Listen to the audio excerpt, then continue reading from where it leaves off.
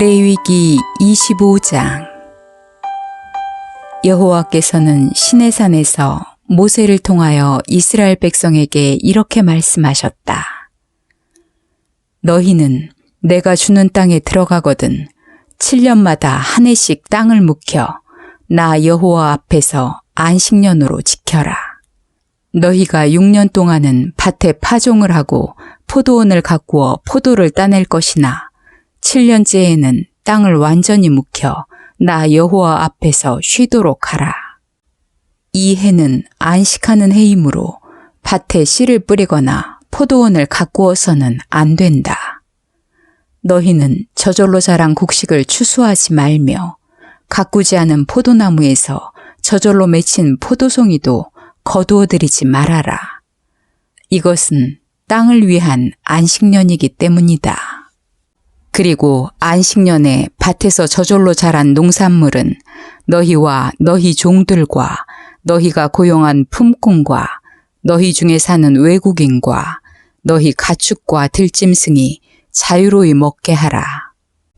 너희는 7년마다 돌아오는 안식년이 7번 지난 해, 곧 49년이 지난 다음 속죄일인 7월 10일에 전국적으로 나팔을 크게 불어라.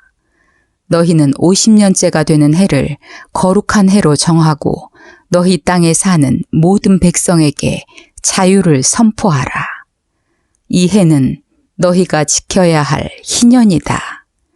그러므로 만일 너희가 남의 재산을 산 것이 있으면 본 주인이나 그 후손에게 도로 돌려주어야 하며 종으로 팔려온 자도 자기 가족에게 도로 돌려보내야 한다. 50년마다 돌아오는 희년에는 파종도 하지 말고 저절로 난 것을 추수하지도 말며 손질하지 않은 포도송이를 거둬들이지도 말아라. 희년은 너희에게 거룩한 해이다.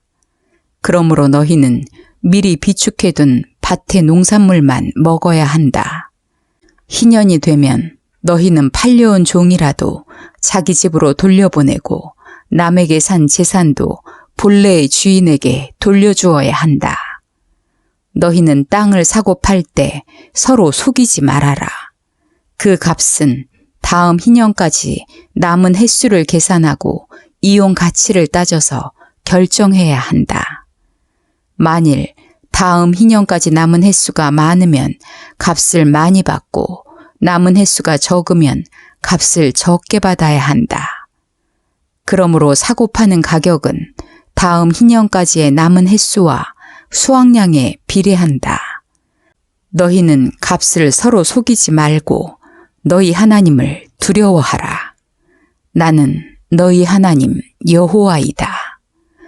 너희는 내가 정해준 법과 규정을 그대로 준수하라.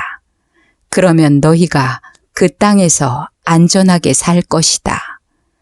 너희가 내 말에 순종하면 그 땅은 풍성한 열매를 맺을 것이며 너희는 배불리 먹고 그 땅에서 안전하게 살 것이다. 만일 안식년에 심지도 않고 거두지도 못하면 무엇을 먹고 살겠느냐고 너희가 말하겠지만 염려하지 말아라. 내가 6년째 되는 해에 너희에게 복을 내려 풍년이 들게 하고 그 양식으로 너희가 3년 동안 먹을 수 있도록 하겠다. 너희가 8년째 되는 해에 밭에 씨를 뿌릴 때에도 여전히 6년째에 추수한 것으로 먹을 것이며 9년째 추수할 때까지도 그 묵은 양식이 떨어지지 않을 것이다. 그리고 너희는 토지를 팔 경우에 아주 팔아넘기는 조건으로 팔아서는 안 된다.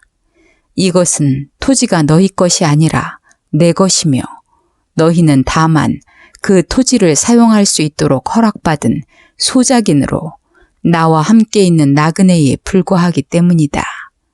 토지를 매매할 때는 본래의 소유주가 언제든지 그 토지를 다시 사들일 수 있는 권한이 계약상에 인정되어야 한다. 만일 어떤 사람이 가난하여 자기 땅을 팔았을 경우에는 그의 가까운 친척이 그 땅을 다시 사야 하며 그 땅을 다시 살 친척이 없으면 후에 돈을 벌어서 자기가 판 땅을 도로 살 수 있는 힘이 있을 때 그는 다음 희년까지의 남은 횟수를 계산하여 그 남은 횟수에 해당하는 돈만 치르고 그 땅을 도로 살 수가 있다. 그러나 그가 판 땅을 다시 살 힘이 없으면 그는 자기 땅을 돌려받을 수 있는 희년까지 기다려야 한다. 누가 성벽으로 둘러싸인 성 안의 집을 팔았으면 그 집을 다시 살 수 있는 유효기간은 그 집을 판 날로부터 만 1년 이내이다. 만일 이 기간 내에 그 집을 다시 사지 못하면 그는 자기 집을 다시 살 수 있는 권리를 잃게 되고 그 집은 영영 산자와 그 후손의 소유가 되어 희년이 되어도 본래의 주인에게 돌려주지 않아도 된다. 그러나 성벽으로 둘러싸여 있지 않은 불악의 집은 토지 매매의 경우와 같이 처음 소유주가 언제든지 판 것을 다시 살 수 있으며 또 희년이 되면 그 판 집이 도로 자기 소유가 된다. 그렇지만 레위 사람만은 예외이다. 그들은 성 안의 집을 판 경우에도 그것을 언제든지 다시 살 수가 있다. 만일 레위인이 그 집을 다시 사지 않으면 희년에는 그 집을 본 주인인 레위인에게 돌려주어야 한다.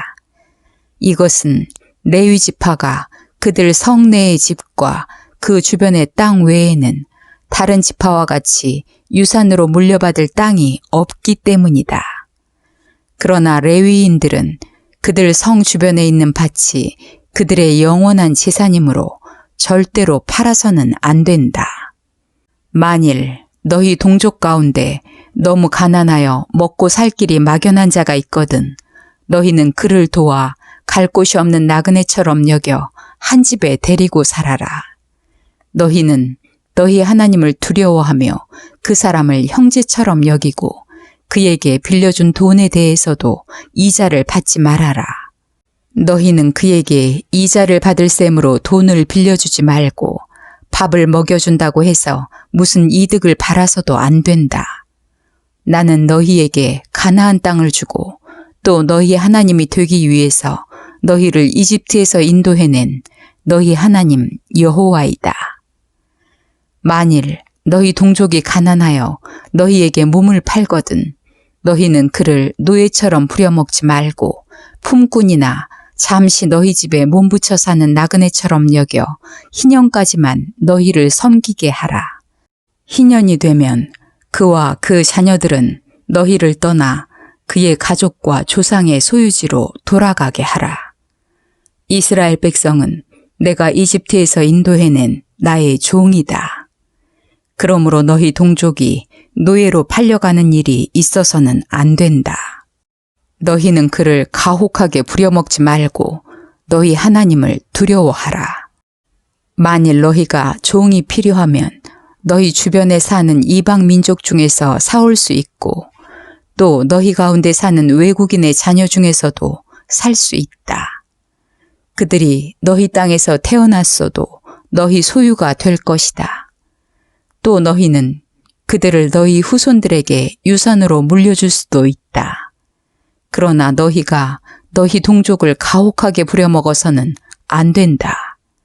만일 너희 가운데 사는 외국인은 부요하고 그 이웃에 사는 너희 동족은 가난하여 그가 외국인이나 그 외국인의 가족에게 몸을 팔았으면 그는 팔린 후에도 그 몸값만 지불하면 언제든지 그 집에서 풀려날 수가 있다.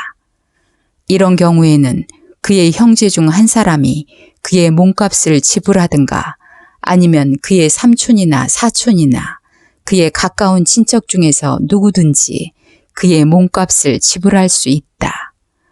그러나 만일 그가 돈을 벌어 자기 몸값을 지불할 능력이 있으면 스스로 몸값을 물어주고 자유의 몸이 될 수 있다. 그는 자기를 산 자와 함께 자기가 팔린 때부터 희년까지의 횟수를 계산하여 그 횟수에 해당하는 고용인의 품값을 기준하여 몸값을 정해야 한다. 희년까지 남은 횟수가 많으면 자기가 팔릴 때 받은 몸값을 많이 돌려주어야 하며 남은 횟수가 적으면 그 횟수에 해당하는 몸값만 지불하면 된다. 그를 산 주인은 그를 노예처럼 가혹하게 부려먹을 것이 아니라 자기 집에 고용된 품꾼으로 대우해야 한다. 만일 그가 자기 몸값을 지불할 능력이 없으면 그와 그 자녀들은 희년에 가서야 자유의 몸이 될 것이다. 너희 이스라엘 백성은 나의 종이다. 이것은 내가 너희를 이집트에서 인도해낸 너희 하나님 여호와이기 때문이다.